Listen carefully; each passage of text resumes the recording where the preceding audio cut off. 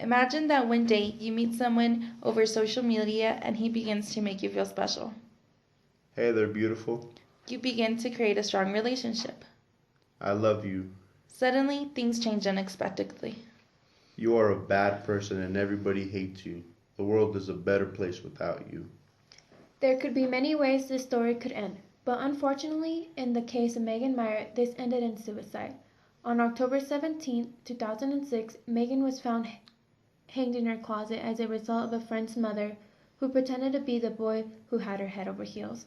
Her intentions were to purposely hurt Megan. What is cyberbullying? Cyberbullying is the use of electronic communications to bully a person, typically by sending messages of an intimidating or threatening nature. What makes cyberbullying different than regular bullying?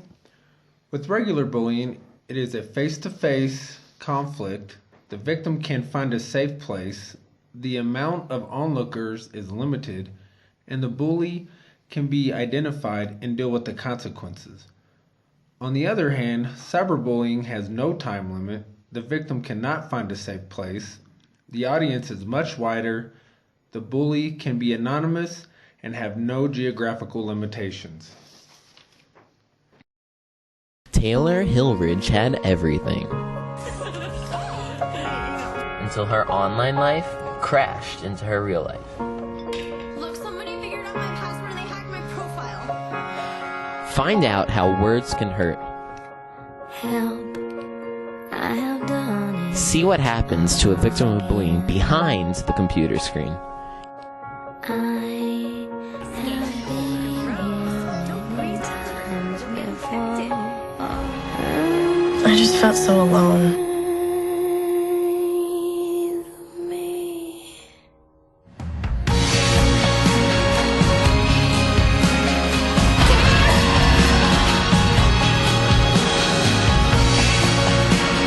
A movie about finding the strength and taking a stand against digital drama.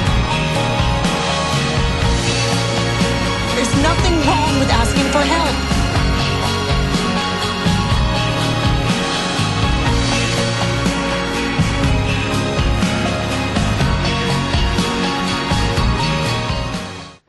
Being bullied can cause severe psychological damage, such as an increase of feelings of sadness and loneliness, which can also lead to change in sleep and eating patterns.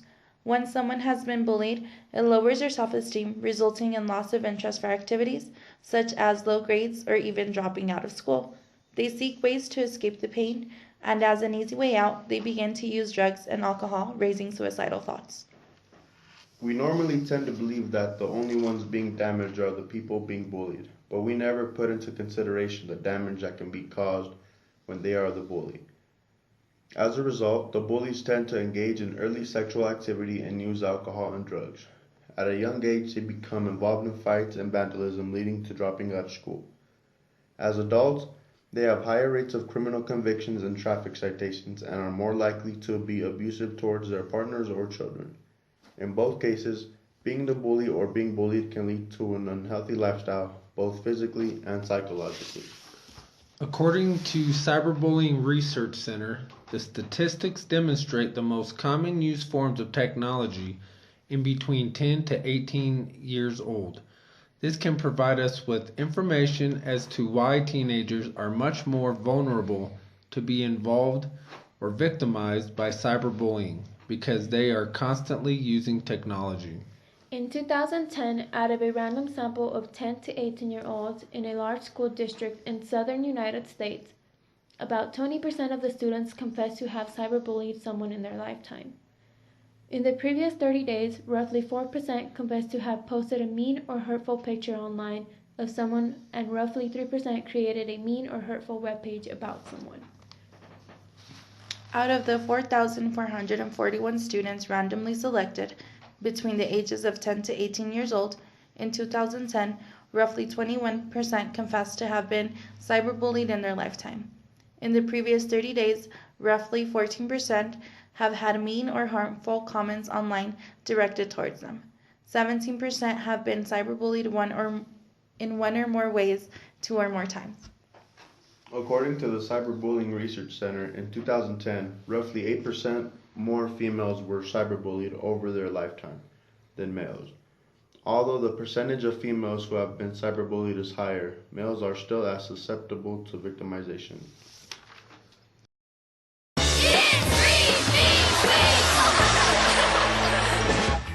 I'm not saying Jessica's a whore, but if she were a video game, she'd be rated E for everyone.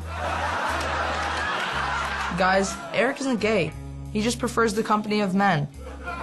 In his mouth. Hey Tiffany, which corner store, nail salon, or dry cleaner do your parents own? Alan's voice is so annoying, it makes me wish I was deaf. Hey Devin, nice tits. Holly has a face that only diabetes could love. Is it racist if I don't like black people because of how much I hate Sierra?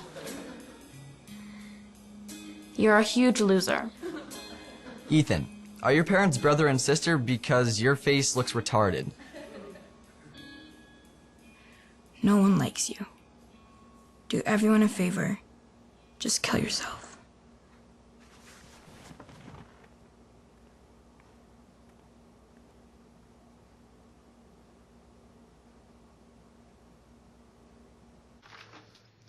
The problem is hard to get your mind around until facts are provided.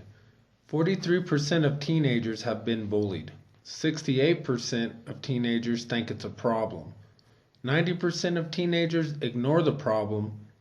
81% think it is easy to get away with, and 1 out of 10 teenagers will inform an adult. Victims are 2 to 9 times more likely to commit suicide. In the United States, there is no federal law against cyberbullying. States can provide some kind of protection for these victims. According to this map, the states in red do have some kind of policy in place. If a person commits an act of cyberbullying, the bully can be charged with a felony offense or misdemeanor. The states in purple do not have some kind of state policy, but the school can provide some kind of regulation and enforce it. Montana is the only state in blue. It does not have any kind of anti-cyberbullying policy in place. What is being done today to help fight this problem? Foundations are put together to support any anti-cyberbullying program. Movies and productions are influencing teenagers and providing some kind of awareness through technology. There are also educational anti-cyberbullying policies. Some states have provided some kind of law or policy in place, but not all of our states have joined in on the problem. It is important that we all take action. If you are a victim or witness any kind of cyberbullying, do not ignore the problem and report it. Always keep evidence to press charges. Don't ever let the victims feel as if they are alone. Be supportive. School is a great place to learn and feel safe. Help create positive school programs. It is important to make some kind of an anti-cyberbullying federal law. If you want change, take the problem seriously and vote, protest, and persuade our members of Congress to make an anti-cyberbullying federal law.